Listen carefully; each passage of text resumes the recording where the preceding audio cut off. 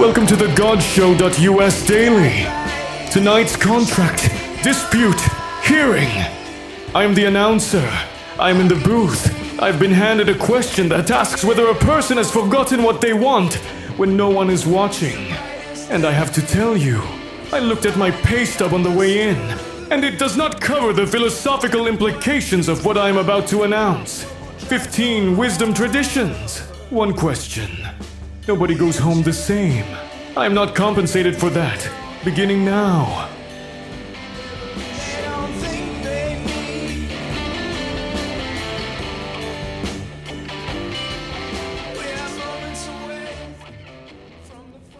The GodShow.us is a free daily multilingual project where one question gets answered through 15 wisdom traditions.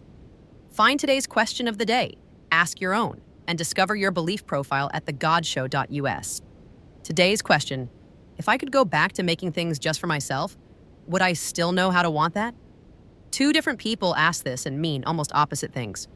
One person is a potter who got a gallery show and hasn't touched clay since. She's asking whether the wanting is recoverable.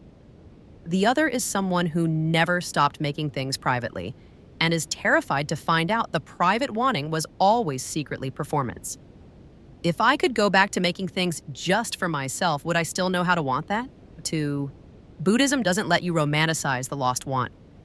It says you already wanted it this morning, for about 4 seconds, before you remembered anyone was watching. That's such a precise number, 4 seconds. And then the audience arrived in your mind and the wanting changed shape. Not because you forgot yourself, because a new vessel appeared and the water filled it. Buddhism's move here is to say there's no original want buried underneath waiting to be excavated. There's only this one right now, a little shy, already reaching. Which is actually the more unsettling answer, right? Because the romantic version is your true self is down there somewhere, just covered in approval-seeking scar tissue. Buddhism says no, there is no buried treasure. The wanting keeps reforming in whatever container is available, which means you didn't lose it. You just keep handing it new containers. Islam makes a different structural claim. It says there's something called fitra, a factory-set soul orientation that existed before the crowd did, sealed by God before you ever craved your first approval. The want for pure making isn't gone. It's covered, like a well under the desert. And the specific practice Islam points to is real. Sitting in silence before Fajr, the pre-dawn prayer, and making something no one will ever see. It doesn't say, maybe try journaling. It says, find the silence that existed before the audience and bring something there. That's a meaningful disagreement with Buddhism, actually. Buddhism says there's no stable, original self to return to, just water finding new shapes. Islam says the fitra is genuinely prior, a real thing that persists under the performance. If you find that distinction compelling, you might be more aligned with Islam's version. If the return to origin framing feels like a myth, Buddhism's your tradition. Stoicism skips the philosophy of self entirely and just hands you a pen. Specifically, the one with the chewed cap and the ink that skips on cold mornings. Stoicism is allergic to abstraction about this. It says the wanting was never sophisticated. It was just yours, ungoverned by any audience. You didn't lose it. You stopped reaching for it because reaching started feeling like enough of an answer. The crowd's silence or applause, not yours to hold. The chewed cap, always yours. Stoicism's whole answer is basically, stop asking if you remember how. Remember. And now I'm imagining that in an office elevator with someone you barely know and you both just had to describe your jobs to a visitor and you heard yourself say what you do and thought. And I used to make things that didn't need a job description. Existentialism would stand in that same elevator and make it worse. Its list goes, the wanting didn't leave. You buried it under someone else's eyes. There is no buried self, only what you chose, repeatedly when no one was watching. And the question isn't whether you remember how. It's whether you'll survive the vertigo of wanting without a witness. That's the one that actually stings, vertigo, because the witness might be the load-bearing wall. Sufism goes somewhere completely different from all of them. It doesn't argue about the structure of the self.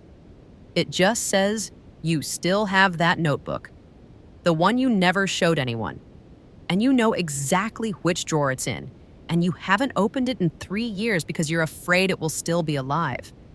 That aliveness is the wand, already answering you, already burning quietly in the dark of that drawer while you stood at other doors performing thirst. I don't think you need to have a literal notebook for that one to land directly in your sternum. SpongeBob sets 17 alarms for something he's been wanting to do since before the show starts, and wakes up before all of them. The pop culture oracle is pointing at the fact that you asked not, should I? But would I still know how? That's a person who woke up before the alarm. The want is live. It's just been speaking a dialect you stopped using out loud. The traditions split on the architecture. Well, whether there's a true original want to return to or just water looking for a vessel. But every single one of them noticed the same thing. You're still asking. That's not nothing. Come back tomorrow. TheGodShow.us would like to thank our sponsor, Typeset.us. When generic web typography is letting you down, refine your work for free using Typeset.us. And thanks to DYorkMusic.com for our dark rock intro tune. This show is free.